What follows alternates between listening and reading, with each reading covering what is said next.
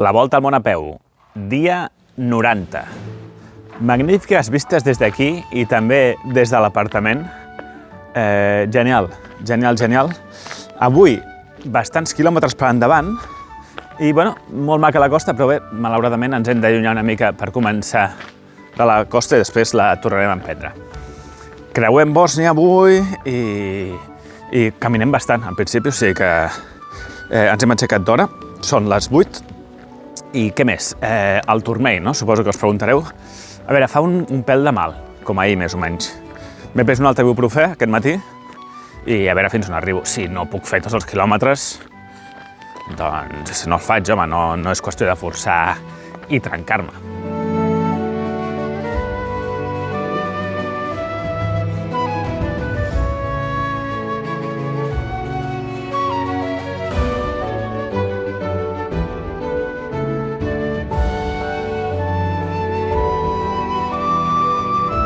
Molt bé, una hora i poc de caminar.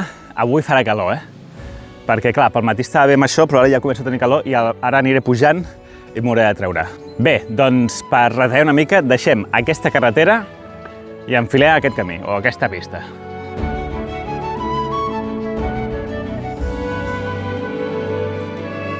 Quin caminet, Bé, com de moment tots els de Croàcia, existeix. Que el Mapi el marcava amb una línia discontínua de punts, això sempre dius, ui, mai te'n pots refiar, a vegades pot estar molt recrescut, però no, existeix i bastant guapo. No sembla que estiguem a la costa, no? Sembla que estiguem tipus, no ho sé, al Montseny o al Pirineu, però a la zona baixa. Molt bé, tu. Bueno, ara d'aquí poc ja tornem a enganxar a la carretera una estona.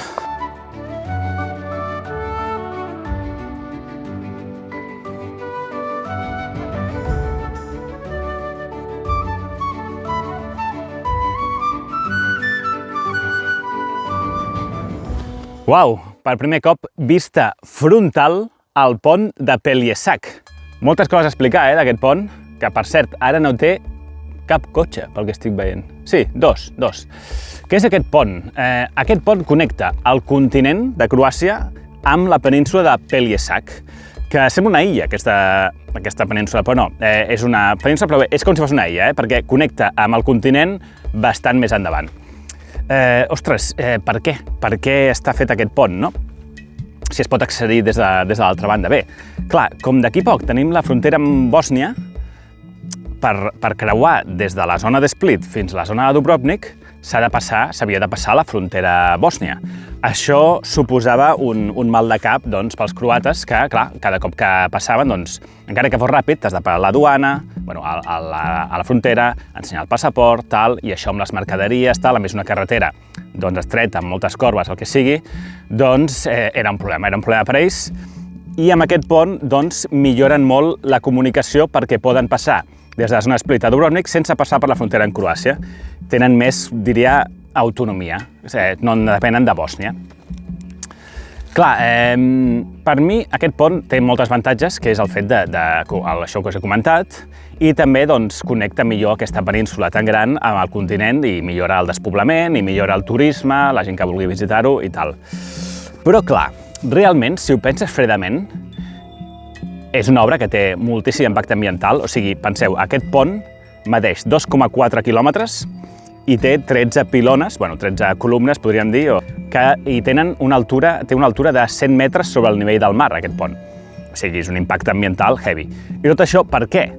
Doncs per les fronteres que ha ficat l'home, o fronteres artificials invisibles que ha ficat l'home, s'ha fet aquest pont. Si no, no s'hagués fet. El govern croat ja hagués millorat la carretera fins a Dubrovnik o el que sigui, no? Llavors, bé, és el pont una mica de la discòrdia, no? A part del tema ambiental, Bòsnia sí que es va queixar sobre aquest pont. Va dir que, bé, contravenia la Carta de Nacions Unides sobre el dret al mar, que és una espècie de dret que tenen els països, i clar, perquè els hi bloqueja una mica l'accés al mar. Vull dir, si Bòsnia vol sortir al mar, ha de passar per sota el pont a l'espai que hi ha entre les d'això, no? Que no sé fins a quin punt es pot. Clar, el port de Neum no és un gran port, no és un port que tingui vaixells transatlàntics i de cop i volta ja no puguin passar. però bueno, va generar polèmica i va generar disputes i, de fet, el govern de Bòsnia ho va qualificar com a acte violent. No sé, pensava que aquests dos països es portaven bé. Tenint en compte tot això de l'impacte ambiental i del tema de les tensions geopolítiques entre els dos països, què en penseu d'aquest pont?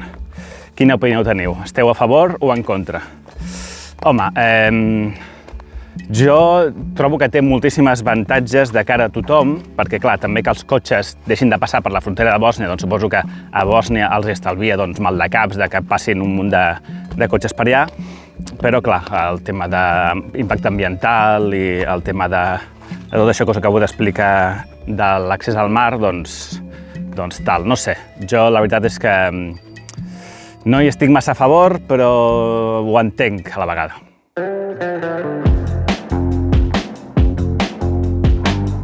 Quin caminet, Uf!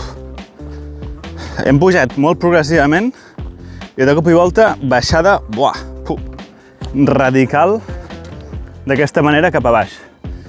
Déu-n'hi-do, Preciós, perquè estem davant del mar, però quina baixadeta, Bé, ja a punt d'arribar a la frontera. La veig des d'aquí, en aquesta espècie de camí tan maco al costat de la costa. A veure, les fronteres... Aquesta és la primera frontera dura del viatge. Bueno, la vaig fer en bus, també, però és la primera a peu. Frontera dura en el sentit de que hi ha una frontera. Per tant, s'ha d'ensenyar un document, que te'l mirin, de sortida de Croàcia i un altre d'entrada al país següent. Així són totes les fronteres. Primer ensenyes el document per sortir i després el document per entrar a uns metres més endavant, que és on hi ha la frontera Bòsnia. Primer la Croàcia, després la Bòsnia. I al revés, per sortir serà primer la Bòsnia, document per sortir, i el document per entrar a Croàcia. Bé, no crec que tinguem cap problema. És una mica raro entrar a peu, jo crec que no estan molt acostumats a que la gent baixi a peu, potser tenen alguns en bici, però la majoria en cotxe. A veure, les fronteres són llocs delicats, en general. Aquesta no crec que sigui delicada, però són llocs que gravar és una mica... Bueno, és millor no fer-ho, d'acord? No crec que passi res si faig una mica de vídeo, però la política que seguiré en aquest canal de YouTube és de no gravar la frontera. Em sap greu, la gravaré de lluny, això sí, i, bueno, quan l'hagi passat, doncs potser també la gravo de lluny, però mentre estigui passant, ja sé que teniu ganes de veure una mica el morbo de com és, però prefereixo no ensenyar-ho per si acas, per no buscar-me problemes. Molt bé, frontera passada, benvinguts un altre cop a Bòsnia i Hercegovina. Bé, primer, el que s'ha de fer, el que he fet, ha sigut treure'm la gorra i les ulleres, perquè hi ha unes càmeres, llavors com que et miren la cara i tal, llavors les treus. I després, l'altre dia amb el bus, per entrar a Bòsnia, vaig fer servir el passaport i me'l van sassejar allà. Avui he dit, vaig intentar amb el DNI. I sí, cap problema. De fet, ha sigut més ràpid, perquè no m'ha hagut de sassejar res, llavors m'han ficat el document en una espècie d'escàner, pum, i ja està, cap problema.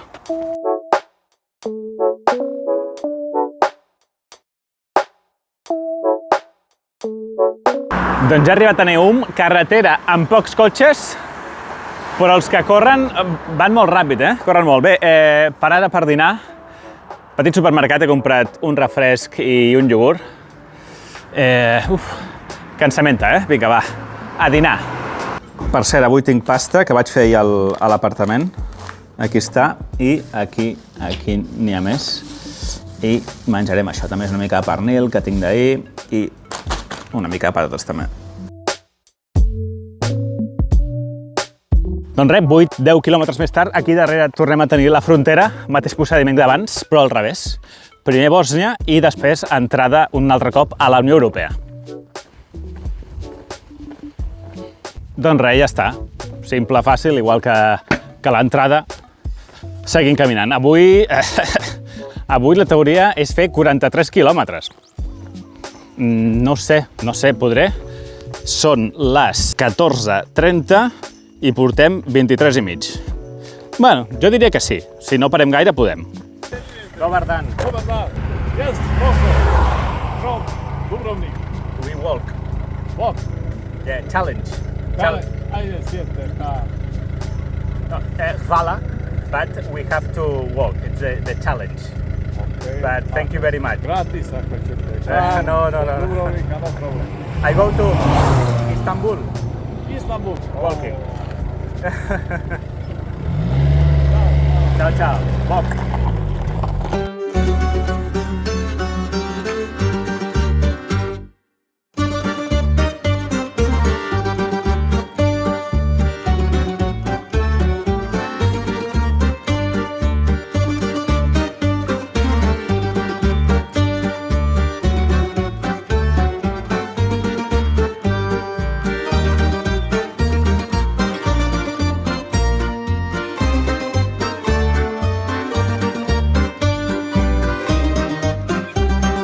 Actualització de 5 i 20. Ha canviat bastant la pel·lícula. Ara sí que hi ha bastants cotxes en aquesta carretera, perquè aquí és on enllaça la carretera que va fins al pont. Fins ara estava caminant per la part de la carretera que era de l'antic pont i per tant els cotxes no passaven i ara sí que, clar.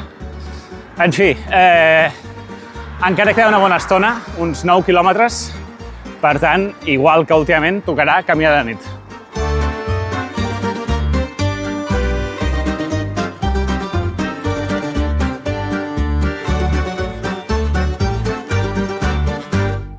Em torno a quedar dormit, així que faig resum a posteriori. 45 quilòmetres. No està malament, eh? El turmell, evidentment, doncs està en bon estat, perquè si no, no podria fer tants quilòmetres. Un cafè, un refresc. He parlat amb 3 persones avui i 25 euros de menjar i de l'apartament guest house de la nit. Ha sigut un bon dia, com tota la setmana, molt bon temps, molt sol, no tanta calor. Jo crec que trobarem a faltar aquesta meteorologia. Bona nit.